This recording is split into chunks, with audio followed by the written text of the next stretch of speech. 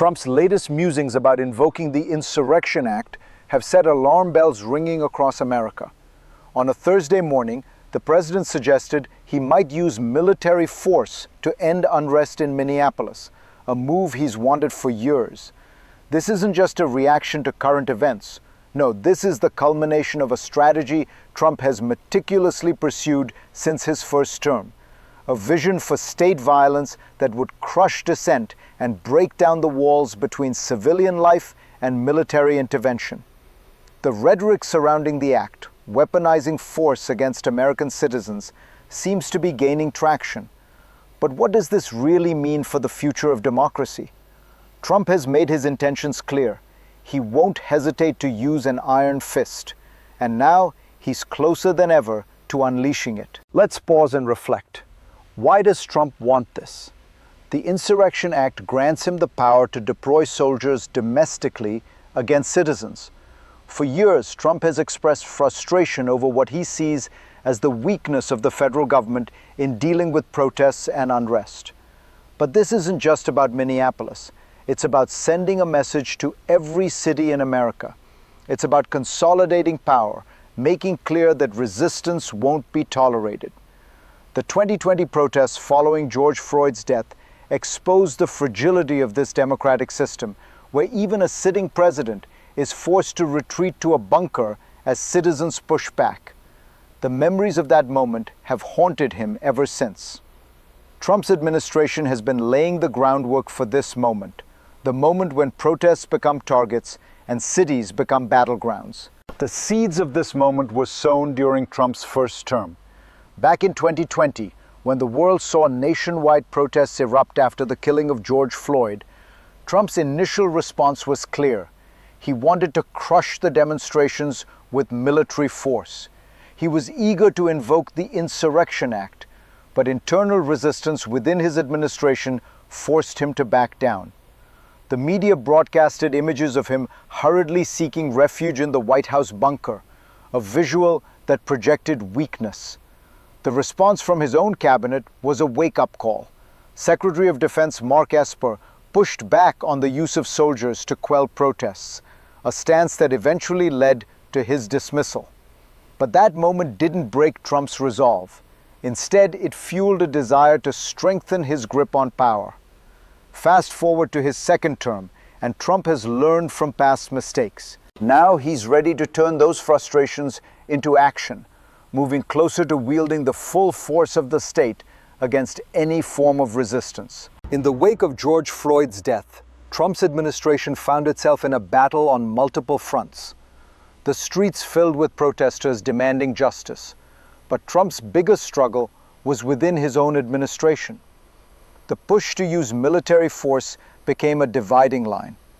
On one side, the military establishment resisted, fearing the long-term consequences of a militarized response to civilian unrest.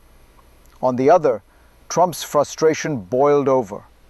When Mark Esper refused to authorize the use of active duty forces against the protesters, Trump was livid. The backlash was swift, and it wasn't just political, it was deeply personal. The president felt betrayed by the very system he had worked so hard to control. As protests escalated, the inability to act decisively was a painful reminder for Trump.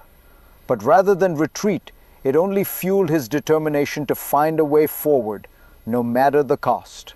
This frustration would lead to sweeping changes in the way the Trump administration handled dissent, starting with his 2024 campaign promises of cracking down on immigration and prioritizing forceful tactics. To understand Trump's strategy, we need to look at the underlying mechanisms that have quietly shifted since his return to office. What we're seeing now isn't just a reaction to protests.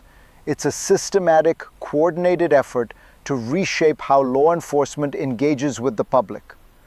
ICE and CBP have been given unprecedented powers to target not just undocumented immigrants, but anyone they deem a threat. Under the guise of addressing criminal immigrants, Trump has escalated operations to aggressively detain individuals across cities like Los Angeles, Chicago, and Minneapolis. Federal agents have been operating without significant oversight, even going so far as to detain American citizens in their door-to-door sweeps. This isn't just about enforcing immigration laws. It's about creating an atmosphere where the federal government can act as a shadow force, operating on the fringes of legality, shaping the political landscape through sheer intimidation. Trump's allies, like Tom Homan, have openly threatened sanctuary cities, warning them that if they don't comply, the federal government will flood the streets with agents. This is more than just a crackdown. It's a reworking of how the state interacts with its citizens, making it clear that dissent will be met with overwhelming force. The situation escalated rapidly in Minneapolis, where the federal government launched a massive operation to apprehend immigrants under the pretext of targeting criminals.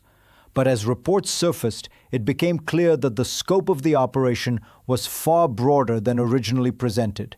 Federal agents weren't just sweeping up criminals, they were detaining individuals without criminal records, often in highly aggressive and confrontational manners.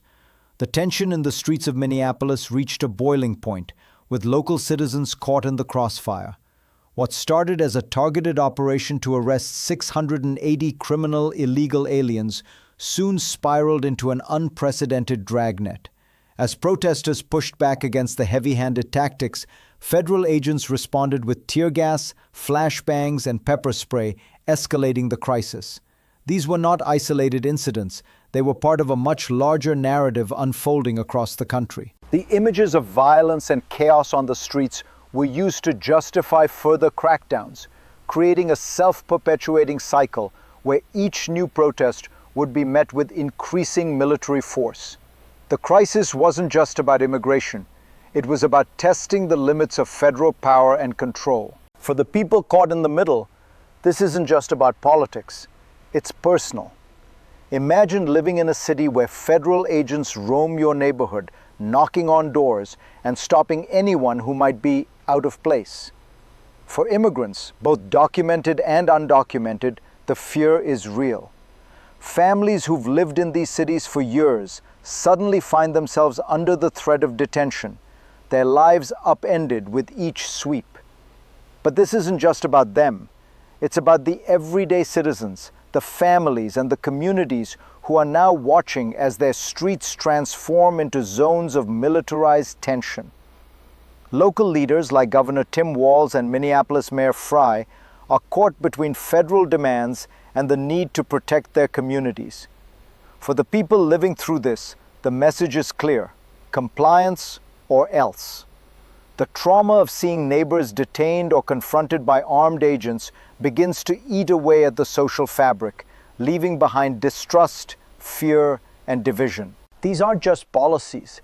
They're deeply human experiences that will shape how people view their government for years to come. The repercussions of Trump's actions are not confined to the borders of the United States. As tensions rise between federal agents and local governments, there are international implications that cannot be ignored. In the eyes of the world, the United States, a country that once championed democratic values and human rights, appears to be spiraling into authoritarianism. The deployment of military forces against civilians is a stark reminder of how easily democratic systems can be undermined. Global allies, already skeptical of America's foreign policy, are now questioning the domestic stability of the nation itself. Meanwhile, adversaries like Russia and China watch closely, ready to exploit any signs of weakness. The very concept of American exceptionalism is being tested, and as the violence escalates on American streets, it sends a chilling message to the rest of the world. Even the most established democracies are vulnerable to the erosion of freedoms under the right leadership. Trump's increasing willingness to use state violence against American citizens serves as a warning to nations globally that no political system, no matter how deeply rooted, is immune to authoritarian turnarounds. What does the future hold for a country where the use of military force against citizens is becoming normalized? There are three potential paths ahead, each with its own consequences. Best case: the resilience of democracy prevails. Local and national resistance to Trump's authoritarian impulses grows, leading to the restoration of checks and balances. Public outrage over the militarization of law enforcement sparks a nationwide movement to push back against federal overreach. 2024 elections bring about a shift in leadership, one that seeks to rebuild the social contract and safeguard the fundamental rights of all citizens. Moderate case. The militarization continues but faces increasing public pushback. Trump may successfully deploy more force, but he encounters significant legal and social resistance, making it harder to maintain control.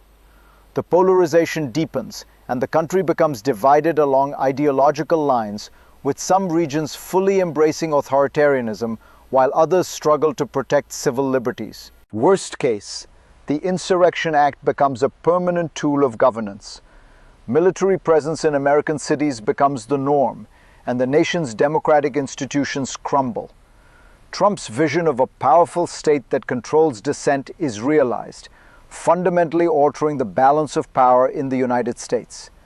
The nation becomes increasingly isolated from the world, its moral authority tarnished beyond repair. As we look ahead, it's clear that the battle over the future of American democracy is intensifying. What's happening in cities like Minneapolis is not just about protests or immigration. It's about the very fabric of our political system. Trump's vision of an authoritarian state, where force is used to silence dissent, is becoming a real possibility. But this isn't just Trump's fight, it's our fight. The choices we make today will determine whether we live in a democracy or under the shadow of militarized control. We must decide whether we will stand up for the values that have defined America or allow them to be stripped away piece by piece. The use of state violence may seem like an immediate solution for those in power, but its long-term consequences are devastating. We are at a crossroads. The future of our nation is on the line. Now is the time to act, speak out, get involved, and demand that we stay true to the principles of freedom and justice. The fight is just beginning. Don't wait for the next crisis to act. Start now.